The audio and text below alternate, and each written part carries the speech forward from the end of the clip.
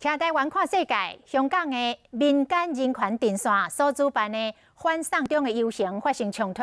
昨下晡的3点开始来游行，4点半到终点。主办单位呼吁民众来解散，但是这个人潮是一直往金正甲中权的方向来前进，甚至到中联办甲中国的五星旗来隔这个邮差。警方嘛派出着镇暴的警察，发射手令枪支甲催泪的假使。华视新闻团队伫现场有第一线的观察报道。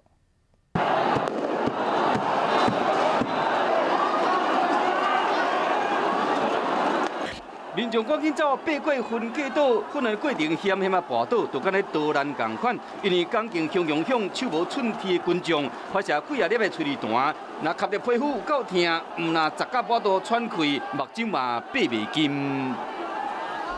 镇暴警察全副武装，强势驱离，还朝民众来丢掷烟雾弹，现场的情况相当紧张。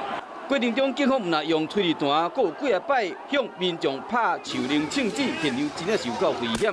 警方强制执法主要原因是因为民众发起大游行，重点被限制，敢会使到湾仔，不过民众却是向金正中权突围，而且佫冲到俗称中联办的中央人民政府驻香港特别行政区联络办公室喷漆。写字呐，并且用乌漆毁掉中国国徽，这嘛是香港回归以来中联办遭受上界严重的抗议。立法会议员冒出面。現場指揮官能夠幫手，如果你真係進行清場嘅時間，就一就慢啲嚟，好唔好？我見到有啲普通市民咧，我哋會勸佢上翻即係安全嘅地方㗎啦，好唔好？雖然撤離過程中有香港議員站出來希望警方唔通使用武力，因為議員避免不了衝突。發起遊行嘅民陣統計，721大遊行差不多有43萬人行上街路，雖然確數616嘅200萬人，不過衝突嘅場面恐驚是上嚴重嘅。